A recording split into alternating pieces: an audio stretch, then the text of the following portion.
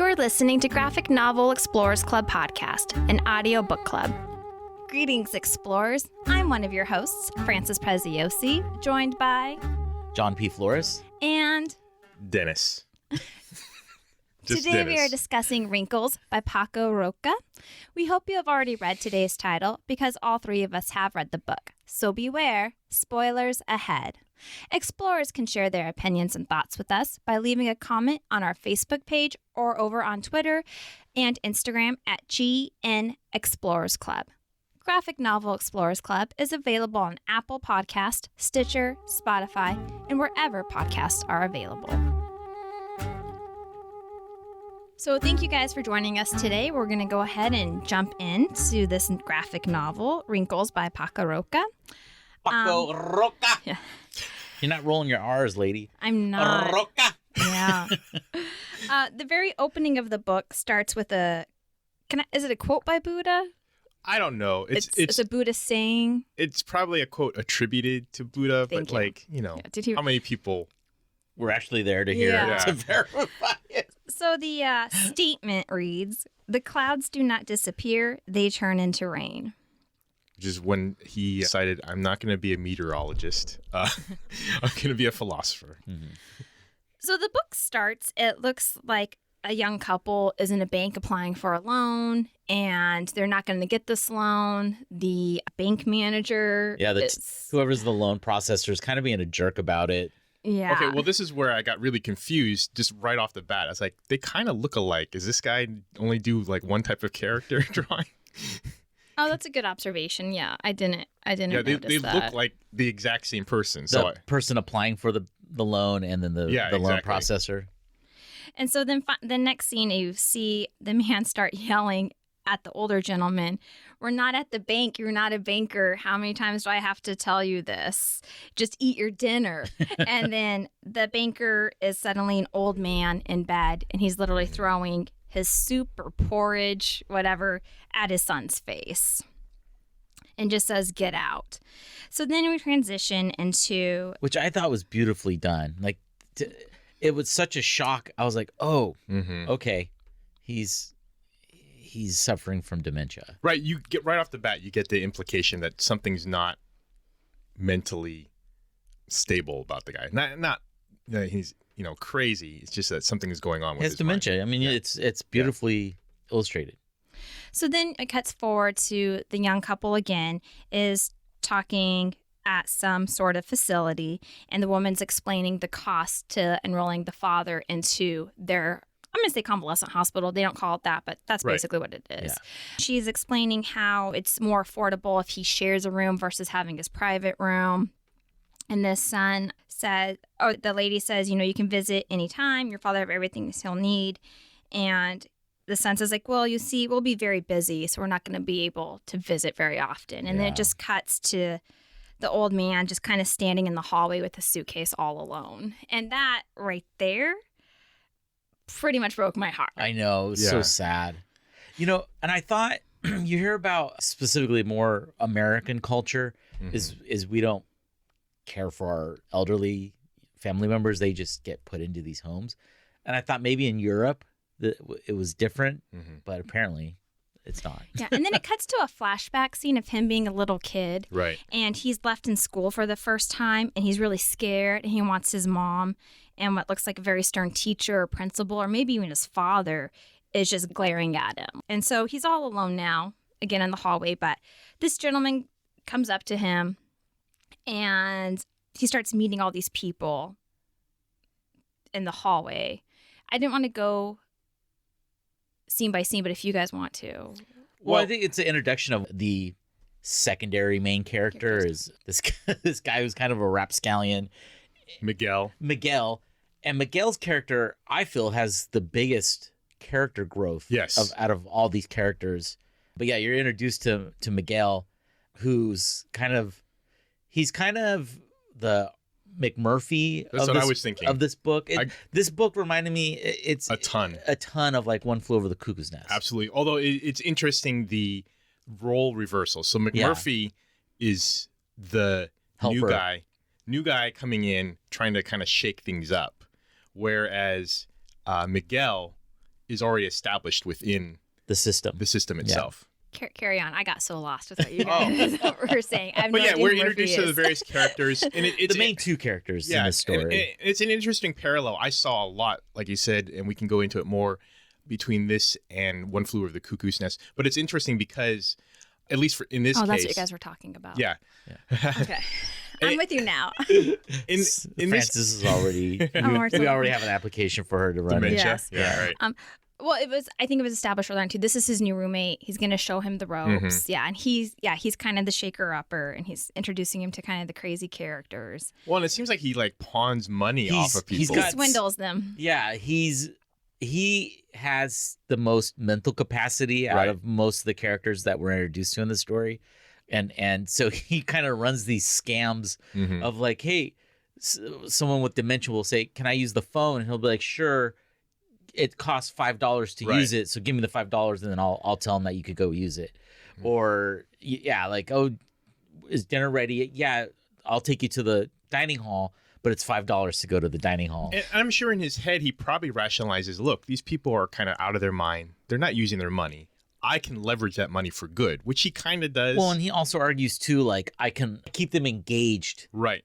It's not hurting them. Yeah, it's actually, instead of being dismissive or trying to correct them, he's allowing them to be where they are mentally. He's visiting their fantasy world. Yeah. And kind of. Which there was a thing on NPR a year or two ago about this couple who work in improv in Chicago, like either Windy City or one of those improv groups. And his mom had been diagnosed with dementia, and it was a combative situation where he was trying to get her to do stuff, and then he realized he started improvising with her, and so he would just work the scene with her like if it was an improv on stage, and it made her less angry. It would get her through the situation, the spell, until she got into the more present time. So there's something that you just said I want to touch on, but before I do, I'll wrap up this scene. As he's kind of showing him around, he kind of talks about how like all people here, all there is to do is eat and sleep. And he's kind of taking him through like the rec room, and it's just like nature shows on TV. And the other guy says, I don't really like nature shows. He's like, no one does. And everyone's just kind of asleep. And you just kind of see it's very dreary. They meet this girl. She thinks she's on the train to Istanbul, and her scenery is very beautiful. As he's showing him around, there's the upstairs. The second floor. Second floor, thank you. And he's like, what is that? He's like, the worst of the worst go up to the second floor. You never want to get there. Like down here, you're still capable and you can take care of yourself. Miguel's very negative about a lot of their living situations, whereas a lot of the other people are very like, hey, we have the sunroom, or we go and exercise in the evening. Like, they're much more engaged and optimistic about the end of their life, like what they're finding the best in the situation. Well, and in many ways, the problem for Miguel is that he has all his faculties. He's still mobile. He's still very alert. So to him, this is a prison. Whereas for other people, this is amazing. They can hang out with people of their age. They can play bingo. They can sit in the sunroom and relax and not have to worry about things. But for him, it's, I need to get out of here, which was very much like what McMurphy felt when he was stuck in the mental ward. Yeah. And I wanted to say something in the beginning and I forgot, and thank you for reminding me. So my grandfather actually died of Alzheimer's, and he was 6'3" and owned a construction company. So he's a very big guy.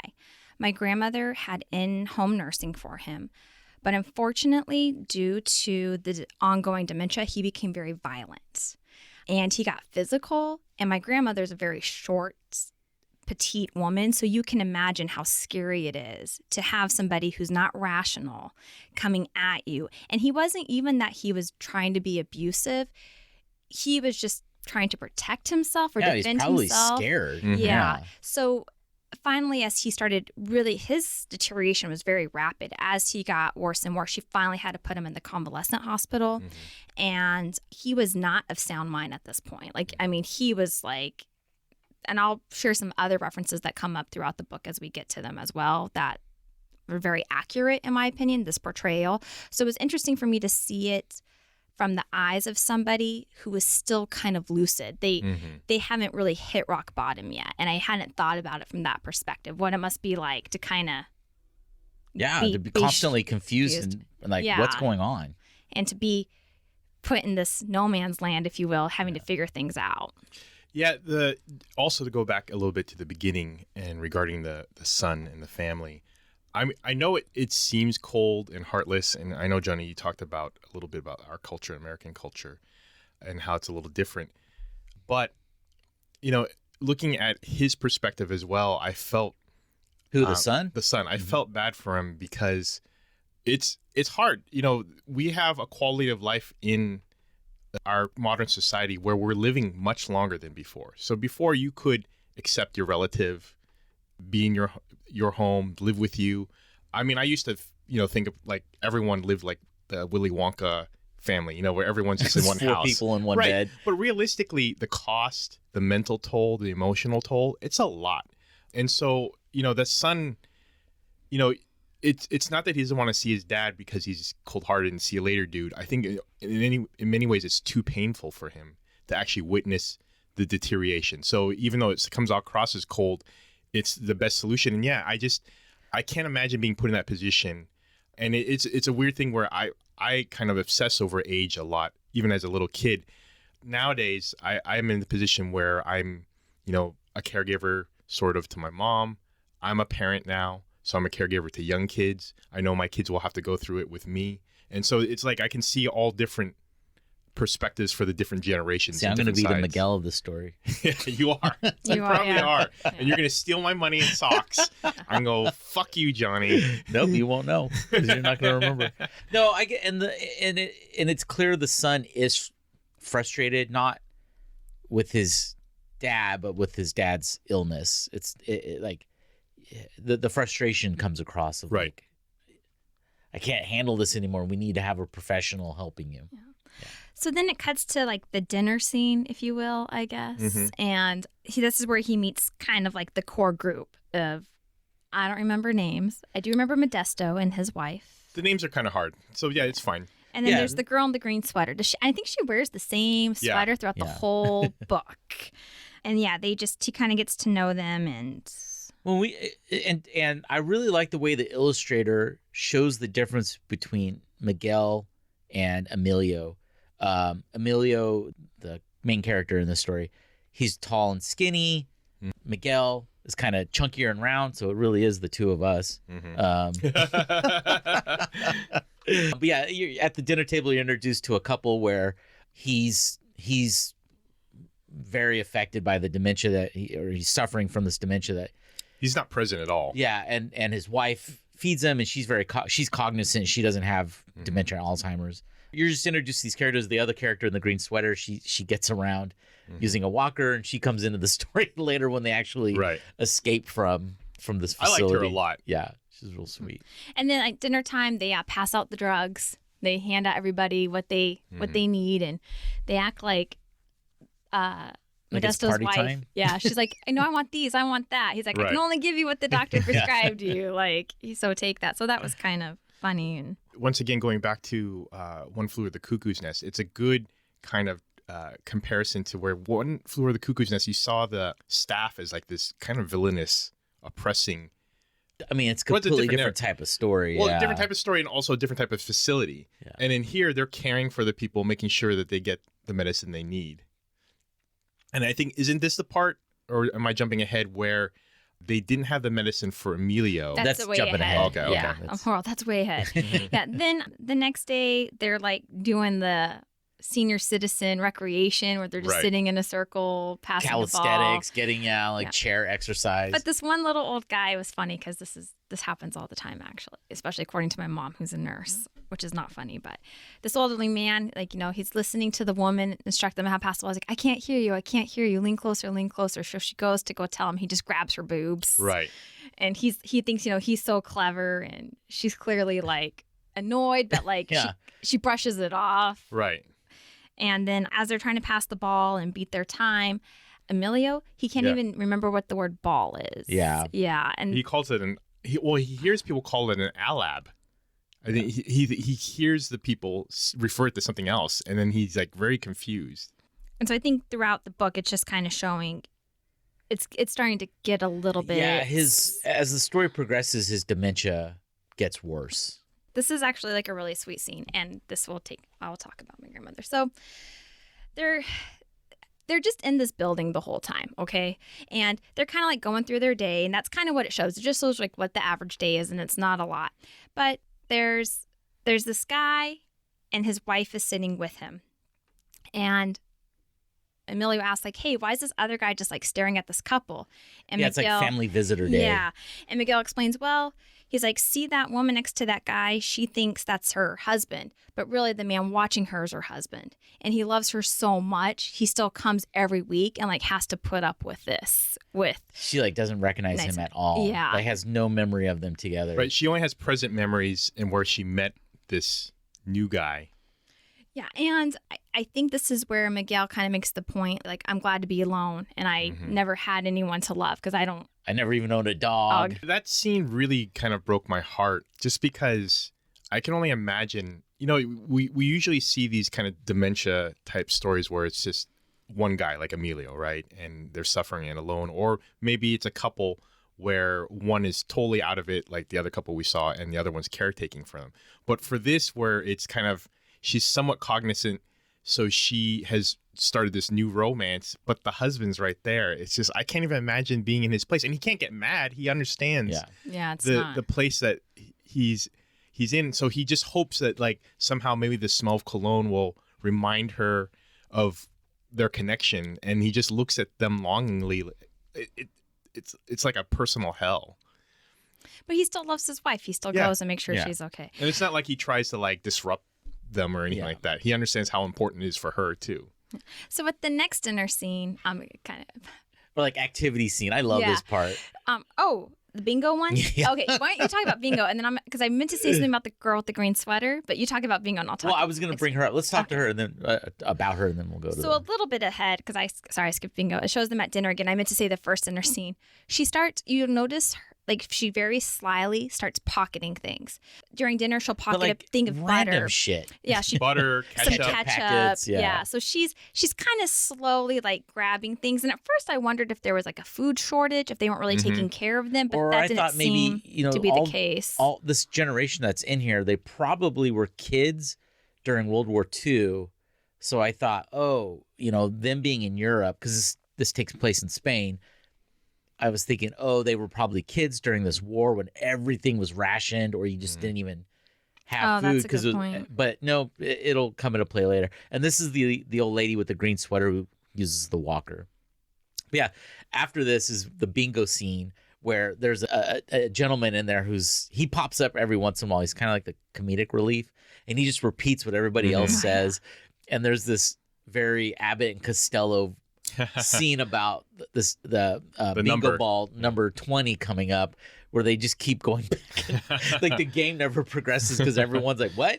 20 what? What did he say? 20? Yeah, it was 20 what? That was pretty It was funny. really cute. I also liked just before the couple scene, there was another scene with the lady with the green sweater that I liked, that I found touching. Miguel is kind of a jerk, and he basically has this kind of, I wouldn't say a rant, but he tells her, our families want us to run errands and they want us around, but when we're not useful, they just basically leave us here. Yeah, as elderly people, they want us around until we're not we useful. can't help. Right. And then, and that upsets obviously the green sweater lady, and she says, that's not true. My family loves me. And that's something where I can't imagine, and I might have to cross that bridge, where you have to make that decision, where as a family member, going back to what we talked about before, it's too emotionally taxing or financially taxing for you to be able to take care of them 24/7. So you have to put them in some kind of facility. But, to your parent, your grandparent or what have you, they might feel abandoned. They might feel like, and I think it was also it was a character study of like pessimism versus optimism. Right. And I will say too, you can tell throughout this book, this is a pretty good facility. There's no abuse. Yes. It's obviously privately owned. It's not some state-run thing. So those are not cheap. there is a huge financial burden to put your parent in there. And I think for some people that is them caring for their parent because they are not the medical experts. They can't be there 24/7 to keep them safe, to make sure they don't turn on the stove and forget about it. Right. Well, it might also be a situation too where in Europe there's much better social programs in place where you can still be in a good facility that's state run, or the state can assist you, for a lot cheaper than we do in the States. So I gotta imagine that's the only way that Miguel was able, because he's not married, so he never had kids. Well, he probably has a lot more money. Well, that's the thing. So he probably I want to be here because this is cheaper than living on my own. Yeah, they can give you my medicine and everything like that. So there's a quick scene where this one woman thinks there's aliens there. Yeah. Well, it's a show. It's showing how Miguel fucks with these people because he told them there was a parade and it's raining outside. So these 5 old people are out following each other in the rain because they think there's. Well, one of them. This is where I don't like Miguel sometimes. That lady who wants to make a phone call and to contact her family that he took the fee from, he said there's a phone outside. Yeah. So she's out there in the rain because she's looking for the phone. And then I forget what the other elderly individual next to her is doing, but he's following her for a reason. And then the alien lady doesn't like to be alone because she's afraid aliens will take her. So she's following them. So he manipulates the situation in some sort of domino effect for his amusement. Yeah. So you guys will have to explain this scene to me because this is where I always get lost. So it's about Christmas time. They're decorating. Miguel's like, why are you even decorating? Well, we skipped over a part where, sorry to interrupt, where Emilio's shaving. You're right. Yeah. And Miguel comes in and he's like, what are you doing? It's 3:00 in the morning. He's like, oh, I got to get ready for work. He's like, you're not. This is where their relationship, where Miguel starts to actually care and love.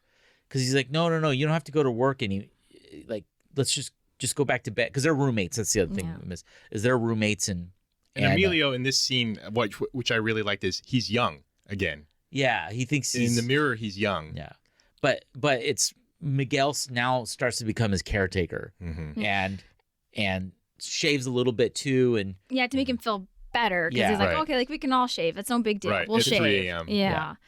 Thank you. Yeah, and then it's just there's 2 whole pages. It's just you just see the waiting room, you see the clock, you see people come in, sleep, slowly leave, come back in, sleep, and that's it. That's their life. So then they're getting ready for Christmas, and Miguel's like, "Oh, that's stupid to decorate, blah blah blah." But then Miguel has a dog, a puppy.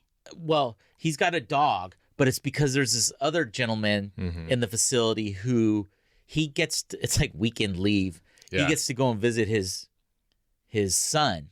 He gets to leave the facility. Okay. So what he does when he goes out is he brings a puppy back with him. And he does this repeatedly, and you get the impression they're either taking the dogs from him, right, or the dog dies, because he winds up doing this a couple times throughout the story. Right. Somehow he's getting dogs. Right. In fact, he almost kills one in an elevator at the very later. end. And the only thing that saved the dog's life was he didn't enter the elevator and the dog did.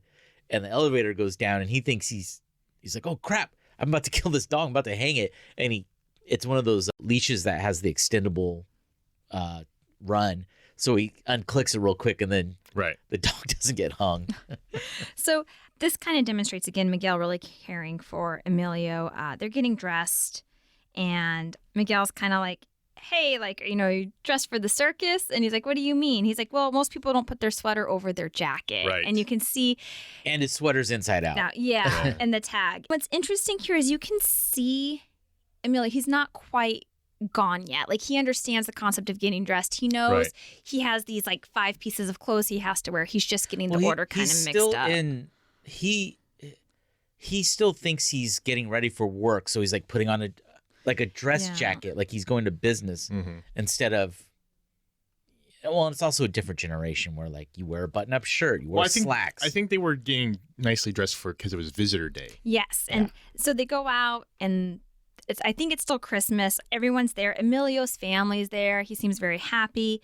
The girl who thinks she's going to Istanbul, her family's there on the train with her. Yeah, right. And then the little lady with the green sweater, she says, Grandma has something for you. And it's obviously, I think it's apparent it's her grandson. I mean, standing in front of her, kind of young guy. And she goes into her purse and she just pulls out this handful of junk. It's like an apple, some pills, paper clips. Yeah, the ketchup box. Honey packets from KFC. Yeah. And she's like, I saved these all for you. The good olive oil, something from the casino. And the grandson's obviously, he looks kind of younger, maybe a teenager. He's like, Grandma, what do you want me to do with this? Like, what is this? And she's like, hide it before they come. Yeah. And I thought this was really sad because she's fluid enough. She knows who her family is. She knows that she loves them. She knows Christmas is coming. So she's trying to get him a gift in the way that she can. Well, I think where they're at on the first floor is anybody that needs care. So I don't think she has dementia. I think she just doesn't get around well. Right. Whereas like Miguel, same thing. He doesn't have dementia. He doesn't have anybody to take care of him. So he's in this facility. And that's the worrisome part about going up to the second floor is that's where you go when you really don't have any mental capacity or you're physically so deteriorated you can't get around on your own. You need constant care. Whereas everybody on the first floor, they just need assisted. Yeah. So then it cuts to the dinner scene. Do you want to talk about this one, Dennis? This is where the pill situation happens with Modesto and Emilio. The hospital worker starts distributing pills. Doesn't he call it something else, like party favors? Yeah, that's what he did. And it's very joyous right now. Like they're all very happy. They're like eating dinner. Right. It's a good time. So he's like, here's your party favors, which is the pills. But then he doesn't have Emilio's. But then he slips up and says, well, you take the same pills as the other individual. Some other woman, yeah. The guy. Modesto. Modesto. I didn't remember his name. Who has Alzheimer's already. So that's when it hits Emilio like, oh my gosh, I didn't know I had this, which I'm surprised they hadn't talked to him before. So then it cuts to the doctor in the Santa hat and he's asking, like, hey, is it true? Or do I really take the same pills as him? And the doctor takes off the hat and is like, yeah, it's time to have this conversation. You have Alzheimer's and there's no cure essentially. And he asks, well, what's going to happen? And he's like, your mind's going to deteriorate. You'll start to lose your ability to talk, to recognize objects, be able to call them by name. Your capacities are going to diminish and you will die from this. And he's like, well, what? He's like, I'm 72 years old. It's okay. I have memory slip ups. Like it's not a big deal at my age. This is expected. And, the doctor is convincing him like, no, this is going to be worse than that. This is much worse. And he's like, so what do I have? Like 5 to 8 years? He goes, yeah, it could be somewhere in there. It could be less. Which I'm trying to think back to when I've had a similar conversation with a doctor. The only one I can recall somewhat is when they were talking to me about my dad and his cancer. I don't remember it being so bleak. I felt like the doctor was a little too... fatal diagnosis? Yeah, I don't know. Or terminal, I should say. I wasn't sure. Like, it felt really like a lot of information all at once, not very soft-handed.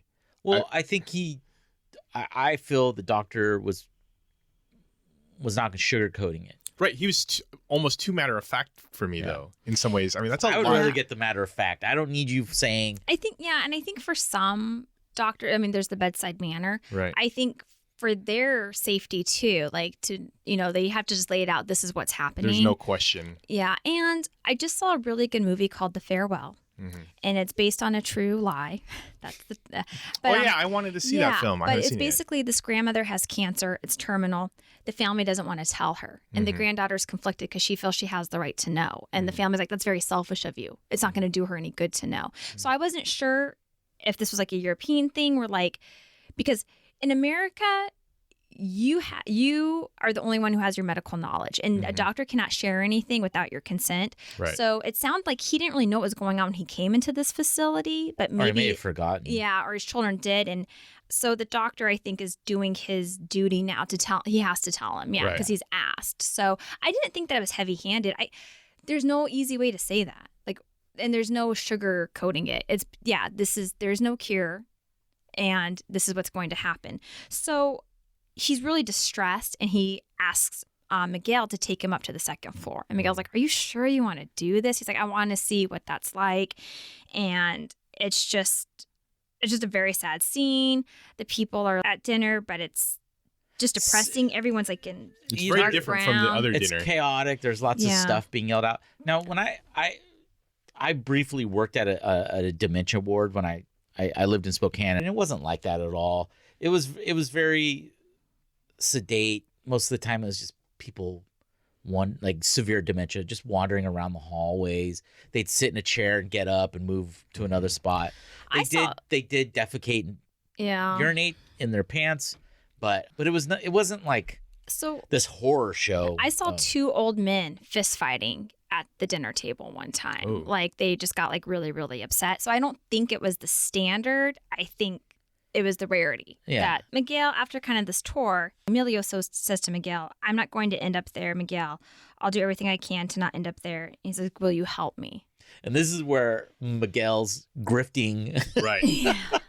He starts like telling him like, "You're just gonna eat sandwiches." Like when the caretakers he's having come a hard around. time cutting food, so to hide it, he's like, "You guys just give him sandwiches. That's all he wants." That's all he wants. He's yeah, cutting it with the spoon. Yeah. He's really trying to cover up all of his mistakes. Yeah, and like draws pictures on his clothes of like with little tags. This is a shoe. Right. He draws a photo of a shoe or a picture of a shoe, jacket. And he tries to keep him busy. He's like, "Let's go to the library, make some read." And he's like, "Oh, because that keeps your mental capacity. yeah." So he's reading the book. He's like, "Oh, I've read like 3 books." He's like, "Oh, what are you reading now?" And he tells him, and he's like, "Oh, what's it about?" He's like, "I don't remember." He just slams the book. He's like, "Reading stupid anyway. Let's go outside. Let's go for a walk." And he's reading Love in the Time of Cholera, which I haven't read in a really long time. And he actually reads the passage. And I was trying to do some research on that to see if it relates to something in this, but I couldn't find a parallel. I guess that's where I found the doctor's response cold. So he tells him this is what's going to happen to you, but there's no hope. There's no like, this is what you can do to slow things down. All this stuff that he's trying to do. I think as a narrative, I think the doctor, it's really serving the purpose of telling the reader what's going on. But I agree with you. Like it is very harsh, but it's also, there really is nothing. But this scene is beautiful to counter that. They're at dinner one night, and Modesto, the couple, like, he's just kind of being snotty, and the wife leans over and just says one thing, and all of a sudden he smiles. And the little lady in the green sweater, she's like, what do you say to him to make him smile? And it shows this beautiful story of Miguel as a little boy. Well, she says nothing really. I say cheater. Cheater, yeah. Thank you. And then you see what that means for him as a little boy. He runs into the girl and her friends, and he gets the courage to say, "Hey, will you be my girlfriend?" And she says, bring me a cloud and I'll be your girlfriend. So he finds this tower. He takes her up these stairs to the tower. There's a bell, and he like pulls her up, and they're standing at the window, and all of a sudden the clouds come, and she has her arms out, and they're literally being hit with the cloud through the tower. And then they smile, and he leans in and calls him a cheater, because he cheated by bringing her a cloud. So is that implied that little girl is his wife? Yeah. Okay, so they're longtime sweethearts. Yeah. That's why she's so bonded to him and takes care of him. And then, it speaks to the whole dementia thing where, you may not have new memories that you can remember, but you have some old memories that you can unlock. And that's an old memory that she's found a way to get to make him happy. So that's a very good point. Miguel keeps running his grifts. I fucking love this. Also, Yeah. He's like, "We'll write things down on your hand." So he's like, That's right. The doctor has a test. He's going to test him. And Miguel has stolen this test already. Yeah, and he like writes things on his hand he can't quite see. So Miguel's like, "Oh, this lady, she's having." He keeps running interference. Right. Like I love it. I love how Miguel just keeps helping Emilio out. But yeah, his grifting for good. Yeah. Yeah. And then I think it shows again at the dinner. Modesto and his wife are no longer there. And they're like, "Hey, where's Modesto?" And like, "Oh, he had to go up to the 2nd floor." He's like, "Well, what about his wife? She didn't need to go." He's like, "Well, she wanted to go with him." And Miguel's like, "Why would anybody want to go up to the 2nd floor?" And that just shows like how much she loves and dedication. And this is where I got so confused, because I confuse easily. This is the car stealing scene. Right. Well, how did he? Well, so the lady in the green sweater with the walker, she lays into Miguel. Like you. Oh, that's right. Like you have no sense of like love or commitment or anything like that. And Miguel's like, "Yeah, I never even owned a dog. Like I didn't want kids or anything like that." And she's just like, "Yeah, she loves him. That's why she went up there. Like don't discount what her sacrifice for going up there." So then Miguel, I think he hired one of the using all his grifting money. paid some kid like that works at the hospital to like rent a car, cut the chain link fence that surrounds this facility, like cut a hole. We're gonna go out on the road. We want to have some fun. This is where he's like full McMurphy. for sure. Where they steal the boat. Well, yeah, exactly. He like throws her walker out of the car because it doesn't work. But the thing is, Emilio's the only one who has a license. So they Or would any decide experience Knew how driving. to drive at all. Yeah. Yeah. So they make him drive. So it's Emilio, Miguel, and then the lady with the walker. And before they even start driving, he's like, "What do I do with this?" And it's the key. So you can already tell this is not good. None of them move very well. Like at one point, the keys fall on the ground, and all three of them can't pick them up. So the guy who helped them, this younger guy, picks the keys up. Right there, I would have been like, "No, this isn't." Yeah. No, sorry, guys. So they start speeding through, and then Miguel's like, "Hey, did you see that guy flashing his lights at you?" Like, Because it's nighttime and they don't have their light, Right. and it's winter. It's still around Christmas time or just after Christmas, and They have a convertible. Miguel was like, "Hey, I want a red car." And it's a white car, and he's like, "Well, this is the best I could do," and it's a convertible. Miguel's like, "Yeah, living it up. We've got the top down," and the other two are like, "I'm really cold. It's just three old people riding around in the middle of the night in the winter with the top down." and then Miguel realizes that Emilio doesn't have the headlights on. And Emilio's like, "I'll go check," and all of a sudden, Literally go check. It's assumed that he basically thinks I'll go outside yeah. and check on the lights. And so they obviously get in a crash. And then cuts like the doctor's like lecturing him, like, "Miguel, like, what were you thinking?" Well, that's what I really like in this too is Emilio says, "I'll go look," and then it just cuts to Miguel in the administrator's office with the bandage on his head. And she's basically like, "You pull any more stunts, you're gonna get kicked out. Yeah. Like, this is not acceptable." He keeps thinking he has to go to work. Yeah. So then it flashes to the night, and this is really sad. It's just 2 pages, but you see the orderly running down the hall. They're screaming, there's yelling, there's a commotion. I think this man is blind. He goes into the room. There's 2 roommates. There's this blind gentleman who shares a room with another gentleman. Throughout the story, this blind gentleman keeps complaining about his roommates snoring. And then he has like this big wrench in his hand. He's like, Which he's obviously Miguel had supplied him. Yeah. Oh, that part I didn't know. Yeah, It was a page before. He said, "Hey, Okay. Miguel, can I get a wrench?" That's like one of those big right. ones that really can take down a big nut.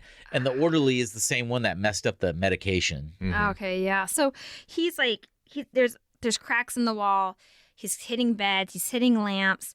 And the orderly yells like, "Stop, stand still." So the guy that's trying to run from the blind man stands still. And the orderly's like, "No, not you." And sure enough, the blind man cracks him over the head with this big wrench. And you just see blood on the floor next to the feet. The one who stood at attention, I think he's the one who believed he was still in the military. Yeah. That's right. And he's kind of saluting. Yeah. And then it's just passed over. It's a new scene. And Now it's into the spring. that's right. And that's when he has like all the tags and they're talking.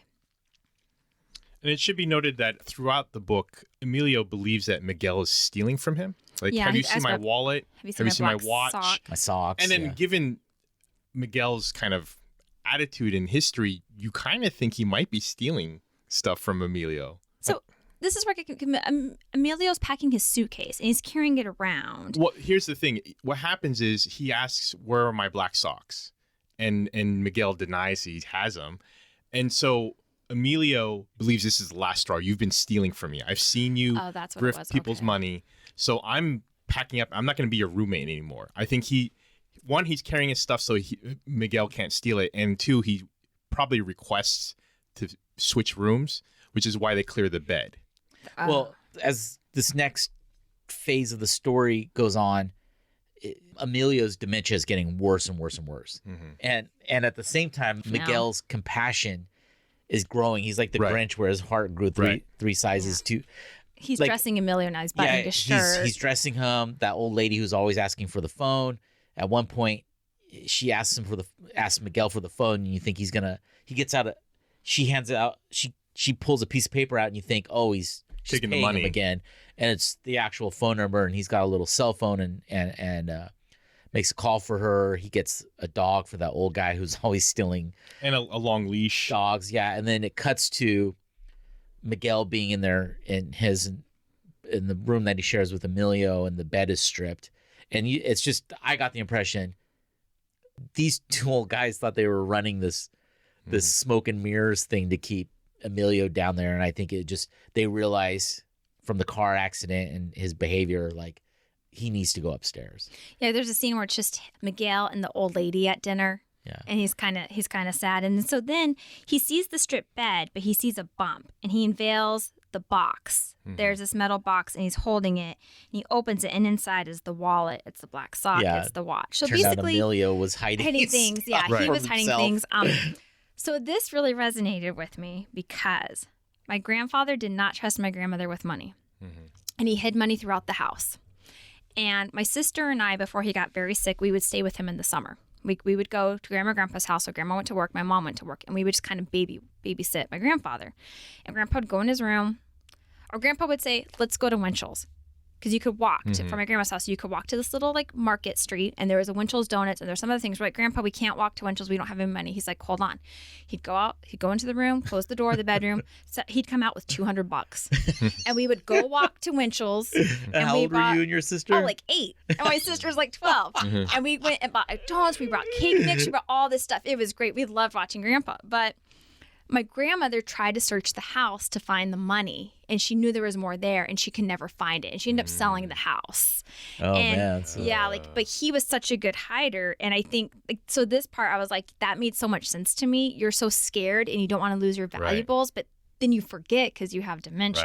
Right. But yeah, that was a lighter moment to what's about to happen. But I don't think he went to the second floor yet, because what ends up happening is that Miguel is taking care of him more, to the point where he's now taking care of him like the old lady and her husband, because they're still on the same floor because they're still eating together. No, because the lady, I'm going to disagree, because the lady in the green sweater where they all sat around, Miguel, Emilio, Modesto, all them, when it cuts to the dinner, it's just her by herself. Yeah. So Miguel's upstairs feeding him, and that's where this beautiful touching scene, like I'm getting choked up just talking about it, is Miguel is spoon feeding Emilio, and it's like his final cognizance is, and it's so beautifully drawn. Like you have to definitely pick up this comic book just for this panel alone, Right.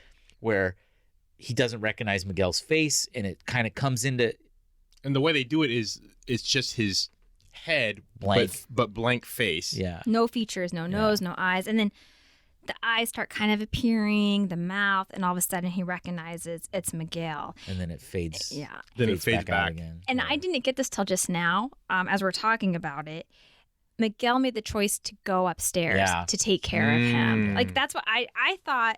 I thought Emilio, he finally lost it. He had to go up to the second floor. And I thought like years passed and Miguel went up there. But no, reading this now, he went up there by choice to go take care of him. And that was like, and then they're sitting at the table and then it just fades to white. And well, he's starting to, so even though he recognizes him and he like all of a sudden he starts to not recognize him again. Yeah. It's fading. Whatever memory he had is starting to go. Well, I don't think I think it's his cognizance. Like it's gone now. Once again, when you look back at like One Flew Over the Cuckoo's Nest, McMurphy just wants to escape the facility, whereas in this case, McMurphy is staying. Miguel's staying. McMurphy's that's more of an analogy about like bureaucracy and like the man, whereas this is just, he's just a fucking little rapscallion. Yeah, he finally experienced like what true love is. Right, Like, he what care finally for cared someone. for somebody, and I thought this was a beautiful. And we got one more scene too. Oh. Is the little lady with the walker green walker, goes up to the woman who always thinks she's on the train to Istanbul. the train to Istanbul. That's right. And her final cognizance too happens. And then the third one is the old guy with the dog, which really terrified me. Like I thought it was going to end on a really bad note. So and then the author wraps it up with a little note about his experience with his family experience with it, and just the transition from like, well, now we're the adults, and I could see my parents fading into now being the grandparents. It's a really beautiful story. Well done. This was Frankie's pick. Like, how'd you happen upon this? So, great question. Johnny has an online account with the Sacramento Library. So I went to go search for a digital comic book. I just because I knew we were going to record today, and I was like, I need to go pick a book. So I just typed in comic book in the search, and then it had like an online option. So that's what I did. I was kind of going through, and I saw some that were kind of interesting. And then on the 5th page, I saw this one, and they all have like a little bit of a descriptor of what it is. And just because of my personal unfortunate experience with Alzheimer's, I've never seen anybody write about it, especially like in a comic book. And I was like, this could be interesting. And I was curious to see because the caption sounded kind of funny. It was kind of like, this guy's like showing him the ropes and, trying to keep him sane in the hospital. So I was like, I want to see their portrayal of what Alzheimer's is. And I thought it was going to be more quirky and funny, like shenanigans that they got into, but more of the car scene. Yeah. But I was pleasantly surprised. It wasn't what I initially expected, but I thought it was a very true portrayal to the point that it can't. I've never been in that situation. Just seeing what the drawing and the coloring alone was very much what it's like at a hospital, from a convalescent hospital, and what elderly people do there. There's not much to do. But that's how I found it. I found it online, and I'm so glad I did. I thought it was a great story. I thought it was a really good book. Beautifully drawn. And I don't think you have to experience what it's like to be in Alzheimer's to appreciate it. I think it's about getting old, forming new families. It's beautifully portrayed. All of a sudden, they're in this memory, and you think that's the reality, and then all of a sudden, they're snapped out of it, and they're in current time. Was done amazingly well. And yeah, like I said before, I enjoyed how there's different portrayals of the different types. The husband who has to look at his wife, basically be with a different husband. Obviously, the people suffering from severe dementia. It's really touching. And to see Miguel's arc change from just, being the shithead. I'm just in here fucking around. Right. to really caring, like we said, for the stranger is amazing. I thought that was interesting. And again, not to get too deep, there's definitely the parent-child conflict. And I know Johnny and I have issues with our moms. If I can share. I mean, nothing, egregious, but Dennis, I know like your father became sick and you did everything you could to help care for him. And you see this book like, oh, this is so sad. Like, how do people just put their family in a home? But then when I think about myself, like I would have no problem probably putting my mom in a home. Like and that's sad. Like, and not that I don't want her to be taken care of. I mean, obviously, like I would find her something nice but it's interesting too, because you also have to wonder sometimes, like, why are they alone, right? Like, did something else happen? Or is it really just, I am a truly selfish person who doesn't care about anybody and I'm just willing to throw my mom in the home? So there's that too. I think there's child guilt when you have to make those decisions. Sure. And what kind of home do you want to go into, Johnny? Oh, Johnny's going to live it with me. Oh, okay. Yeah, we're going to be roommates. I'm going to be Miguel. He'll be Emilio. It's going to be a full bosom buddy situation. We're going to have to... we're going to live in a women's hotel, women's only hotel. Yeah. Man, that's really not politically correct anymore. I think about that. I thought this was beautifully done, beautifully illustrated, such a touching story. I really liked the direction it went. Yeah. I thought it was very respectful to the situation. I would highly recommend. Highly. Yeah, this is really the reason why I like starting the podcast and everything. It's to get these nuggets of, the illustration isn't like super detailed or anything, but it serves the purpose super well. Oh, I thought it was beautifully illustrated. I think it's very detailed. They're like just how the clouds, when they're up in that bell tower and the cloud moves through, is like very detailed, beautifully drawn. But it conveys the message of the going in from lucid to, dementia very well. The writing is super good. At first I wasn't going to like Miguel, but I ended up at first you're like, you little shit. Right. He had like a used car salesman vibe to me. Oh, definitely. Like, ugh. But then I was like, oh, he's good people. He's like Bill Murray. He's like Dr. Venkman. But, it's these human stories that are real that I enjoy reading about. And this was turned into a movie. Yeah. I was looking on the Sacramento Public Library thing. I was like, wait, this is a movie? So, yeah, 2011, I think. Yeah. Is it like on Netflix? Amazon, I don't know. I wonder if it's a Spanish movie. Yeah. No, it's American. Oh, is it? Yeah. I can't remember who's in it, but yeah, it's available through the Sacramento Public Library. Oh, good to know. We can take a look at it. Where can people find us? Where can people find you, Frankie? You can find me on Instagram at WordsInWaffles. And Dennis, where can they follow Graphic Novel Explorers Club? On Insta and Twitter at GN Explorers Club. All right. I think that's it. All right. Well, thank you, explorers, for exploring this novel with us today. We look forward to something more upbeat next time. Yeah, thanks for listening. Bye. This would be a very different graphic novel. Yeah. Invasion of Planet Wrinkles.